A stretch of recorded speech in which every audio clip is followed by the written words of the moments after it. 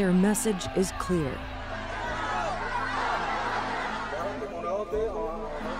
For Rohingya refugees, returning to Myanmar is not an option. It's where they fled from a military crackdown to save their lives. And yet, Bangladesh and Myanmar are pushing for the repatriation of nearly 1 million Rohingya Muslims back to Myanmar. Last week, not a single refugee agreed to return. The military kicked me, killed my child which I was carrying, and shot and killed another of my sons. Myanmar blames Bangladesh. We think that Bangladesh has been weak regarding the logistical arrangements on the ground. Bangladeshi officials say they're trying to convince refugees to return voluntarily. We are committed to the principle of non-refoulement and voluntary repatriation. Thank you.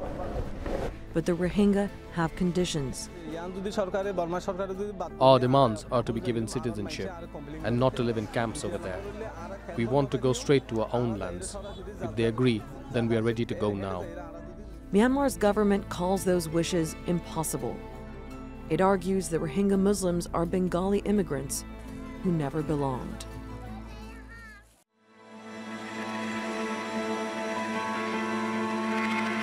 The decision to return home or not is the probably most important decision a refugee can make. It impacts definitely his safety and the safety of his family. The people ask for more information about their home state, and we support that. The UN and international NGOs agree Myanmar may be unsafe for the Rohingya. The government has built transit centers to receive returnees, but critics fear refugees will be confined there. Thousands of Rohingya already live in camps in Myanmar's Rakhine state, where rights groups say they're denied freedom of movement and access to health care. Last week, more than 100 Rohingya tried to escape a camp.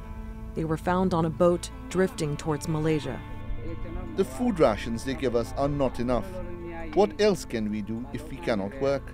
We were told we would get jobs and be able to eat if we went there. UN investigators also say the violence against the Rohingya hasn't stopped.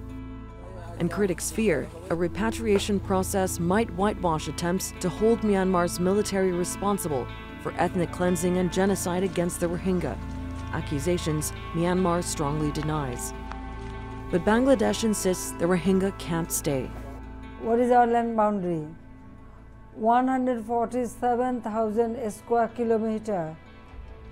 160 million people. I am feeding them.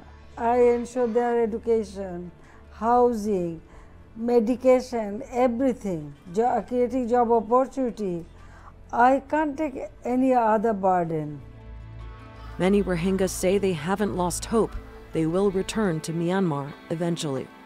But after what they've been through, it's trust that's proving the toughest to repair. Sandra Gathmann, The Newsmakers.